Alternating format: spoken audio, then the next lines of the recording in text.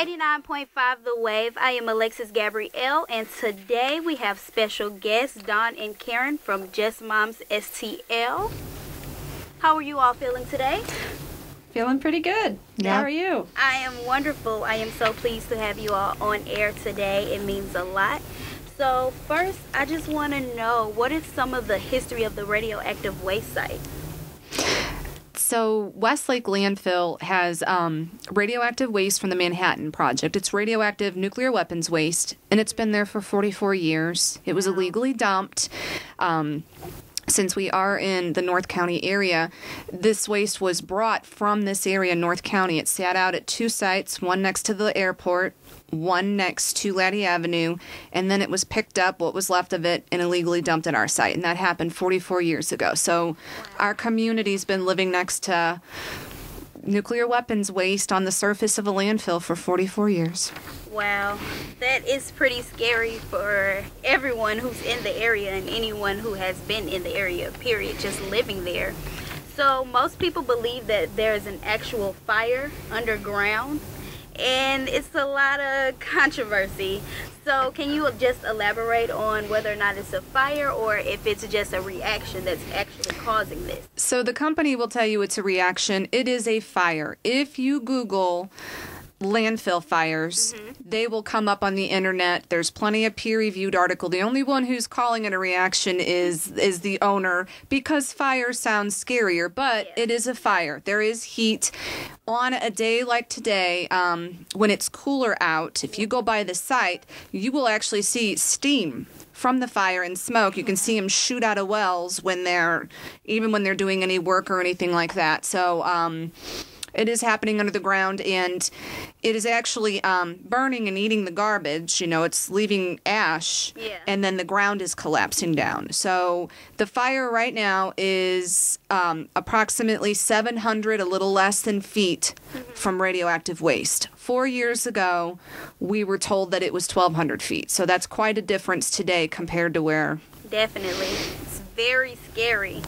So there's obviously a terrible smell once you get into close proximity of the site. Smell is a nice word. Right. So basically, do you feel like it's unbearable for the neighbors and people that live in the area? Absolutely. And, you know, even on our Facebook page, Westlake Landfill, this morning, one of the workers was driving to work, encountered the odor, just horrible for her, and she works pretty close to the site in our city.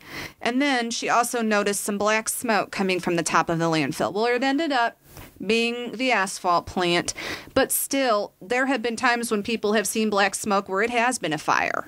So these people are on high alert, which could be seen as a good thing, but it's also heartbreaking. I mean, this is just not something that normal people have to deal with on their drive to work. Is this the radioactive burning site gonna do something bad today? And not to mention that we have, residents that live practically on top of the site, and children in a park, and everything like that. And it's nothing for them to stay inside and keep their doors and windows closed, because oftentimes they're really hit with the stench, and it is unbearable. You get headaches, you get nosebleeds, you get nauseated. It's a very sickening, nasty odor. My kids have to ride the school bus every day past the site, and it's funny because I was talking to my 12-year-old because he said, wow, it's really bad in the morning.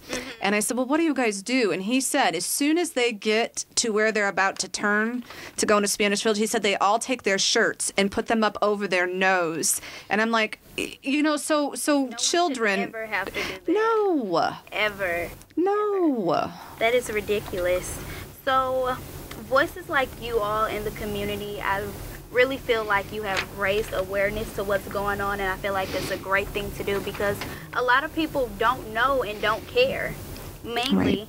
So do you believe the lack of voices in the past have caused this to go on for so long? I do. I mean, it is a very overwhelming issue. And when you first learn about it, your first reaction is, you're crazy. What? What are you talking about? And then, you can see them change colors and emotions right in front of you when they finally get what you're talking about. Well, for a lot of people, that's really hard to deal with, and you kind of put your hands up and say, whoa, I don't know if I can deal with this right now. And when you're talking to these people, a lot of these people have had illnesses and lost loved ones, have chronic illnesses and cancers and whatnot, and a light bulb goes off, and they're like, oh, okay, well, you've just brought up something that maybe mom or dad had passed away 10 years ago, and you've brought up all these feelings again, that something could have, they could have been poisoned by radioactive waste. And it's hard. It's really, really hard for this community. We are a very sick and dying community. Definitely. And it's so heartbreaking because it just brings up certain things in the past, like what could have been done, what could have saved my loved ones. It's honestly terrible, and it's kind of gut-wrenching to know they've held this secret for so long. Right.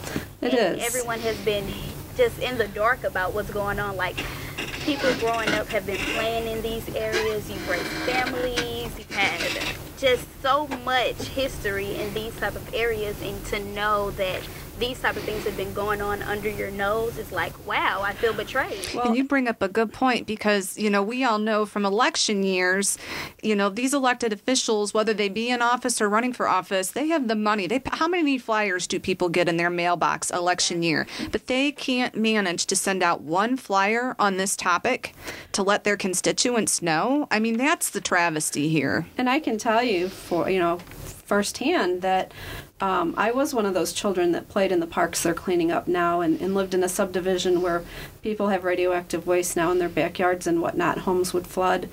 My parents didn't know. My parents had no idea. Personally, how does that make you feel to know you actually experienced that and you were one of the ones who had to deal with it? I personally don't like to look back on my childhood anymore, because what my family thought was the all-American dream ends up to be the all-American nightmare, because now you have children that, you had no clue that they were being poisoned.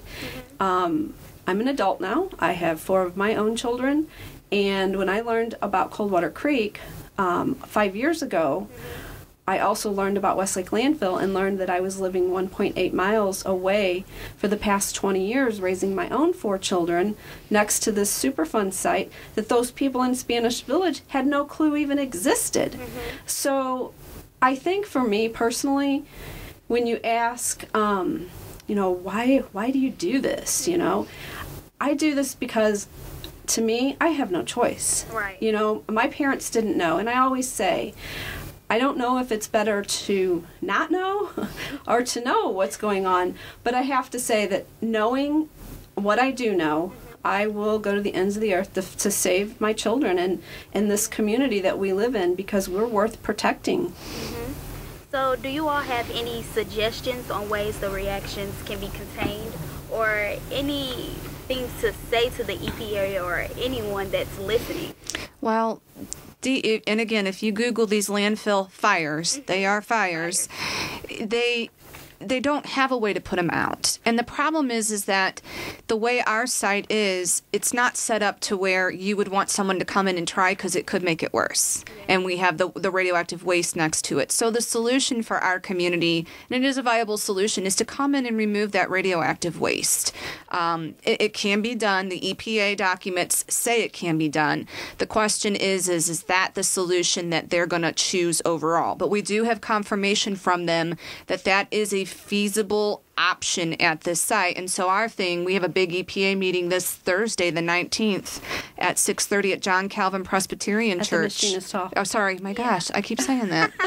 At the Machinist Hall. Don't go to the church, even though it's right across the street. In fact, now I have to probably stand in the church parking lot, make sure nobody shows. Traffic directive. That way. Just Mom's traffic directive. I'll hold the sign. Just Mom's, just kidding. That way. P.S. Come on in. But we need everybody to show up and tell them that that's what we need. That's what we need to happen. It can be done. We know it can be done. And like Karen said, we are worth protecting as a community. and if it can be done, it should. So you mentioned that you have an event coming up. Do you all have other meetings that people in the community can join and you can just come on in and be welcomed and like, hey, I have this idea. Could we possibly? Absolutely. Every third Thursday of the month, we do hold a Just Moms community meeting. It's open to the public, and it is at John Calvin Church. So that will be holding a sign like, hey, this one's here. But the event that that we're talking about at the Machinist Hall, this is going to be the first time that EPA has come out and held a public event like this. Wow.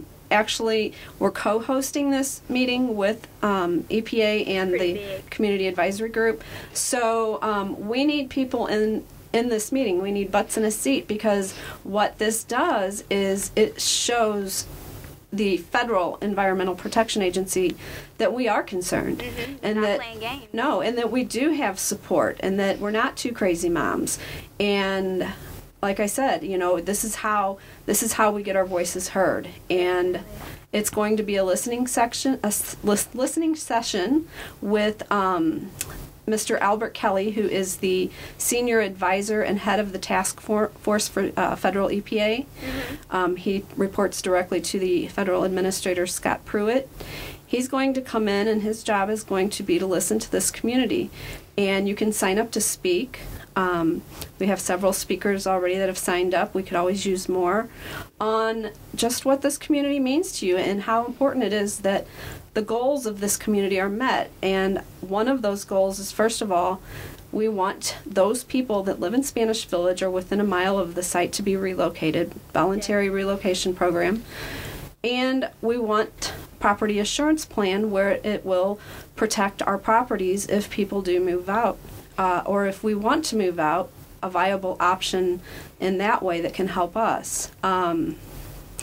We'll see, if you don't get the people there to talk about it, then it won't be heard. Yeah. And I will say this, if people, because this is some people that learn about this, it is very overwhelming, and there's a lot of science, and I understand that they may not be comfortable speaking on this, and that's okay. I would encourage the listeners, when you show up to one of these meetings, even when you show up to one of our monthly meetings, and you just sit there, you are participating. You are encouraging. You are, that is a very, don't underestimate the power of just coming in and sitting in one of the seats. The power of numbers is amazing. And Right. you mentioned earlier that you don't want people to view you as just some crazy moms. And I understand that, because sometimes people can view things like, oh, they're just over-exaggerating, or this isn't really serious, or things like that. Do you guys feel that way when you're talking to people, that they might feel as if you guys aren't as serious because you are moms? In the beginning, I think we felt that way. Our goal has always been, I created the Westlake Landfill Facebook group, and I did that so that other people, of course, could learn about this issue, because so many people have no idea. But within that, I always wanted to make sure what information we were putting out there was factual information. Definitely. And so the information that we do put out there comes from documents from agencies, and we have backup for the things that we say and do. I don't think people think we're as crazy anymore. Not that once that emergency evacuation plan came out, that many of the listeners probably don't even realize, even sitting here right now, we are under an emergency evacuation plan for Westlake Landfill. And in that plan, the very top of it, it says, there could be, and it says in quotes, there could be a catastrophic event at the landfill at any time. So once that came out, I think that was 2015. They're like, wow, we need to take this serious. Right, and I think that the crazy mommy thing went away, because here it was, and it wasn't our words, it was St. Louis County and FEMA and SEMA saying, okay, there could be a catastrophe at this site. Right. Definitely. So how high are the radiation levels? Do you guys know? So, well, if you were to take a Geiger counter, one of the little counters that clicks, and some of this is measured that way, and some of it is particulates that can't pick up. But just the gamma, just the stuff that would pick up, you have 2 million clicks per minute. And what that does is if you're walking up there, it's just a solid click. You can't even hear it. But to give you another example, in Spanish Village, there is a home that has radioactive waste in it now. And so normally anywhere in the United States you walk out, you may find thorium-230, but in such a low dose, it would be like in the 2 range. This woman has in the 1,000 range, and it's in her kitchen. Unbelievable. So, I mean, to give the listeners some idea, legally, the federal government for all these wastes has a level that they have to clean up. Like if it's at or above this level, we have to come in and clean it up because it's dangerous. Hers well surpasses that level. That level is like 7. And she has 1,000 in her kitchen. So, do you all know the plans of the EPA or the government for the? Do you know the plans that they have for the residents in the surrounding area? For the evacuation, yeah. I mean, it's in a plan, and we've seen it. And the public is, if you get on Westlake Landfill Facebook page or justmomsstl.org, you can view the document and see. But I mean, upwards of the entire St. Louis metropolitan area, it gives detail of what will happen and what you can expect, how you'll be notified. And our issue is, the sirens, the alert systems. How do you notify somebody who doesn't already know that they're under this plan? There's so many people that have no idea. They're gonna hear a tornado siren go off on a beautiful day like today and be like, "What, are they just testing it?" So I mean, this is where I think the agencies and really St. Louis County needs to step up. Flyers need to be sent out to all of these residents, letting them know that this plan is in place, and just saying, God forbid, we hope we don't ever have to implement it, but if we have to, here it is.